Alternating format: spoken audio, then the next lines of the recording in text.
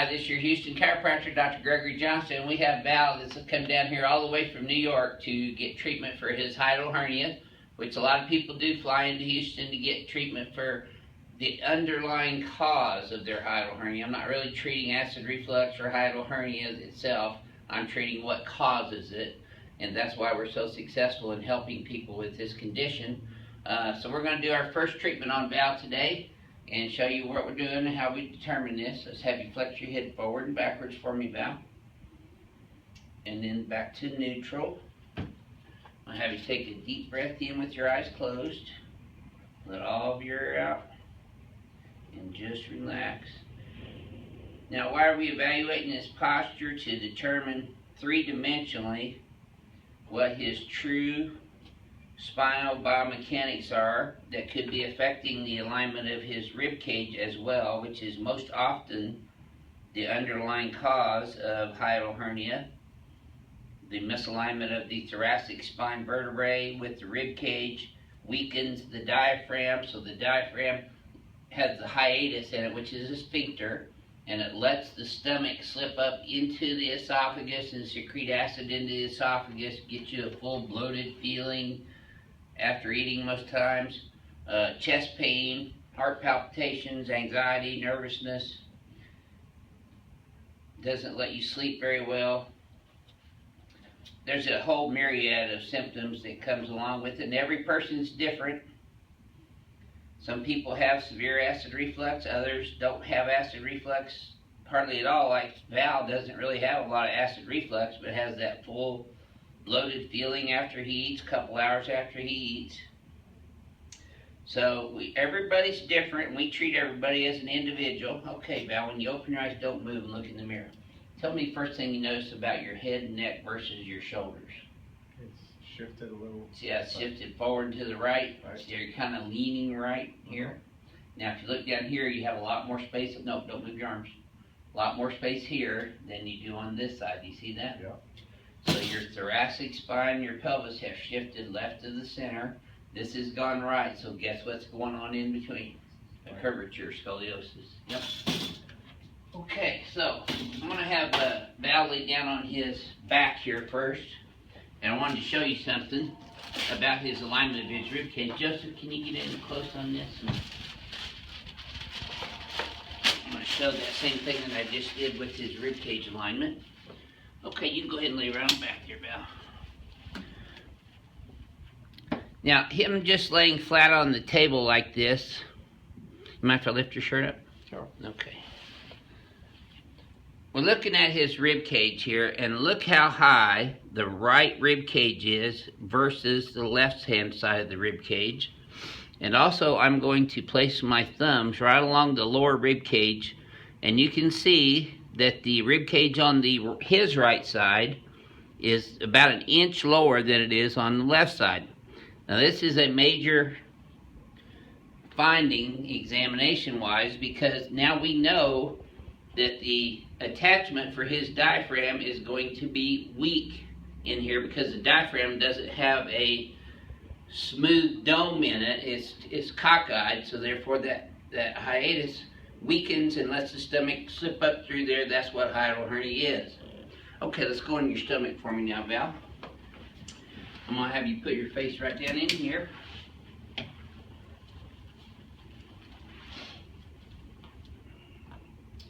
Right leg is short by about 1/4 of an inch. Gets even. I bet you that tightens up a little bit right there in your lower back. Yep. And probably a little tender right there. Yep. And also right there. You know, muscles are tighter on the right hand side here as well. This is called palpation. This is where we just use our hands to find out where the bones are misaligned. And good chiropractors will be able to feel your spine and know themselves. They don't have to ask you. That's tender right there too. On the right. See, there's that curve I was talking about. You can see it as my hand goes down. Right through there. Do you feel that? You see that, my hand curve? Right through here. Okay. He brought his wife down.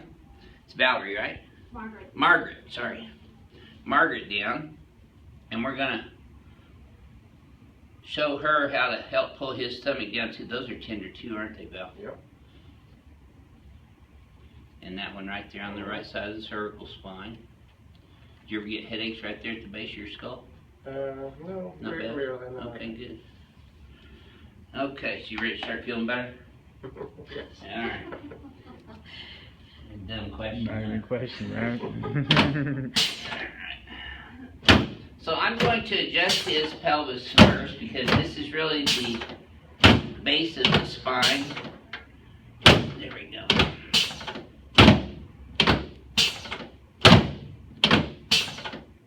With this new table I get much more substantial drops, which I enjoy. Now your legs are exactly even, and this should feel a little bit better already. Correct.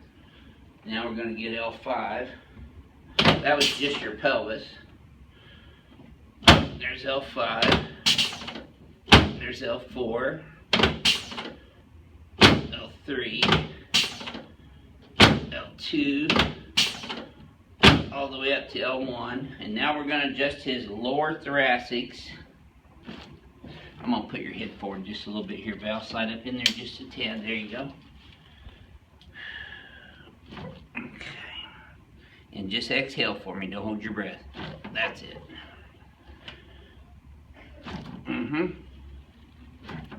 See, your lower thoracics are really hung up and tight. So I'm just going to do some lateral oblique stretches on you.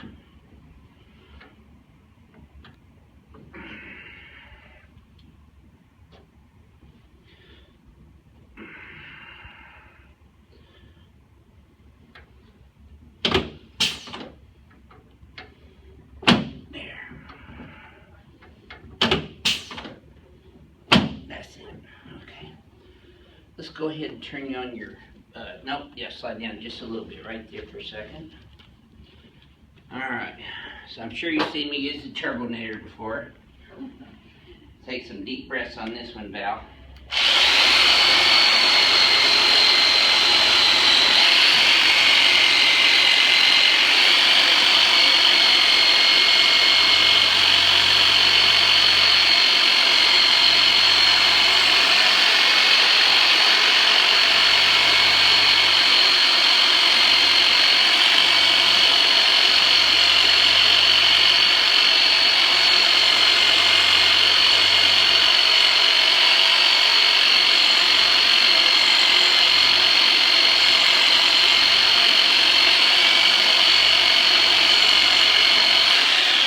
Val's particular case there, you saw me using the turbinator primarily on his lower thoracic paraspinal muscles because this affects what's called the somatovisceral reflex, which is a reflex that occurs from the muscle to the organ. And now I'm just applying some deep, steady pressure deep into his paraspinals. This is a myofascial release, manual therapy release. Joseph's going to be working on him after this too.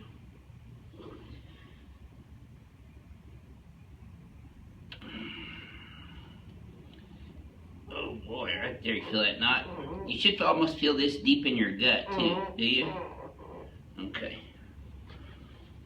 And you also have a viscerosomatic reflex. So once the organ starts to dysfunction, it reflexes back to the muscle, then the muscle reflexes back to the organ. It becomes a real vicious cycle. So one of the things that we do during treating patients twice a day for 4 days in a row is we realign the thoracic spine vertebrae with the rib cage. We work on the somatovisceral reflex from the muscle end because we can't get in there. Well, I'm doing a little bit from the organ when I pull the stomach down, but that would be viscerosomatic in there, which I'll show you in just a second. And also adjusting his ribs. Very good. Okay, now let's turn you on your back.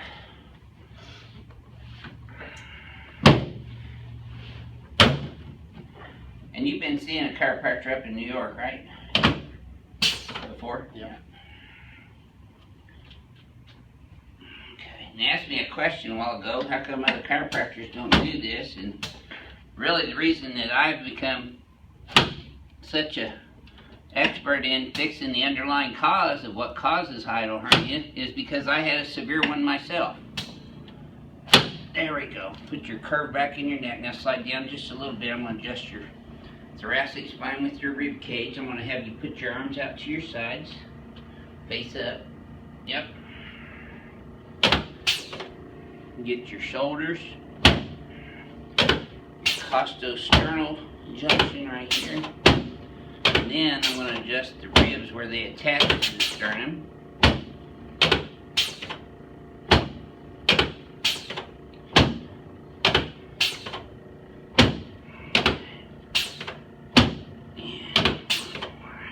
Now, remember his right rib cage was a little bit lower.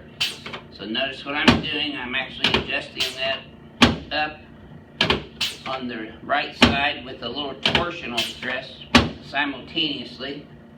And we're going to work down until we get to the xiphoid process. Do you ever feel that clicking right there? Like when you move or stretch out? Okay, good. So what you don't want to do is you don't want to get on top of the xiphoid process, which is right there, and push down, because that can actually break that xiphoid process and push it down into the abdomen. So that's the little bone at the end of the sternum. You can probably feel it right there. Feel that little bone at the end? Follow his sternum down, it's right there. Right here. Yeah, so you don't ever want to push down on that. You want to come down right below that, right where you kind of sink into that soft spot. You might want to come over on this side. I take these 3 fingers and I put them right in that spot below his xiphoid process. Take a deep breath in for me, Ian. Now you use the palm of my hand here. Now let it all out. Exhale. Now I'm grabbing his stomach and I'm pulling it down 80 angle and also inferiorly. Okay. Get off that. Oh, yeah. Okay. There. Now take a deep breath in. Let all your air out.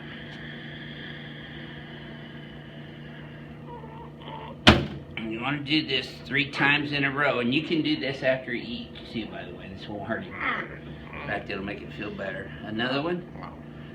Deep one. Let all your air out. A little deeper than what it looks on YouTube, huh? Notice I'm not sliding on his shirt. I'm actually pulling way down deep, and I'm sure Ian can tell you that. Okay, come on over here now. Have you feel it with my fingers. The kind of pressure. Yeah, it takes a lot of pressure. Okay, kind of, there, it's a soft spot. You feel it? Now what you don't want to do is be poking in there. Okay. So you want to go in slow. Take a deep breath in, Ian. Let all your out. Go in slow. Grab the tummy. Okay. And you always want them to exhale. Go ahead and try that yourself. Probably use your right hand fingers and then put this part of your palm on top. Go in slow though, don't go in fast. Right here, right? Right here? Yes. Yeah, I did Ian earlier. More? Yes, More. hard. Real hard. I'm not gonna kill you, I'm sorry.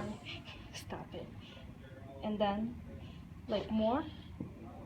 Is that close to being the kind of pressure? And then just, Then you push down and then that way. Pull it down that way.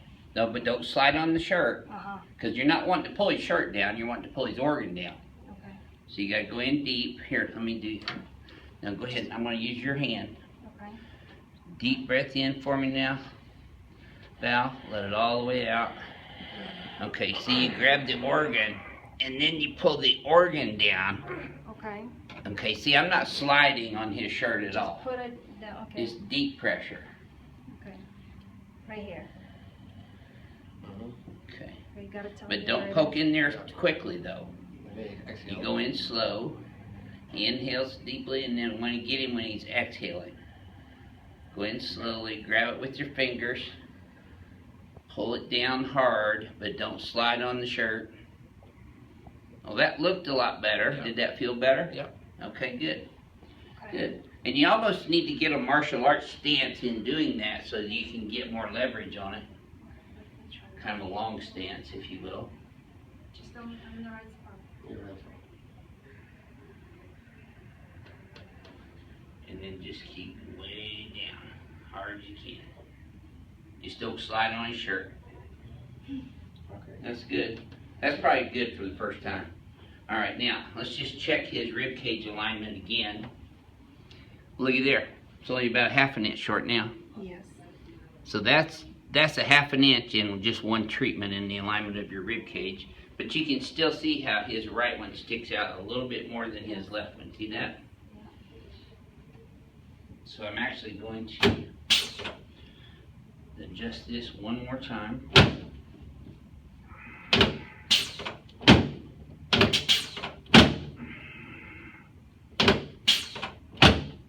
And you have to be careful with the lower rib cage because it's cartilaginous in nature, meaning that it's made up of cartilage mostly. And you also want to make sure a patient doesn't have osteoporosis either. Very good. Okay, so let's just go ahead and relax your leg here. Now, you should have felt that a little bit in your knee and up in your low back. Yeah. Same thing here, just breathe and relax. There you go, good. And I still need to adjust your cervical spine. Here, just put your hands on your tummy now, there, relax. Drop your head right in my hand. That's it. Perfect, good job. Okay, let's sit you up here now and face that way. All right.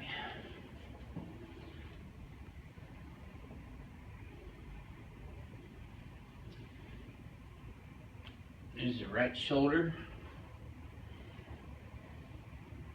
Now, he's not coming in here to see me because of his shoulders, elbows, and wrist, but we adjust all those things because we want to stimulate the autonomic nervous system and peripheral nervous system as much as possible while we're treating him.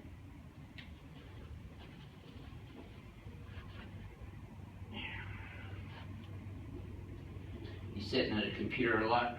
Okay. Very good. Okay, let's have you stand up in front of the mirror for me, Val. And I'm going to have you close your eyes again and flex your head forward and backwards, please. Remember how this feels. Okay, take a look in the mirror now. See, that's not as bad, but you're still forward and right. You're still a little bit left down here. So here's your homework. You're going to lift both shoulders up, hold them back like this, flare them way back with these muscles. Flare your hands back like this, palms forward. See how it tightens up your whole trap? You might want to spread your feet a little further apart so I don't knock you off balance. Then I'm bringing your head, look in the mirror now. Bring your head straight back. I want to translate you to the left. Now I need you to shift your pelvis in that way right, as far as you can. Now look up at the ceiling.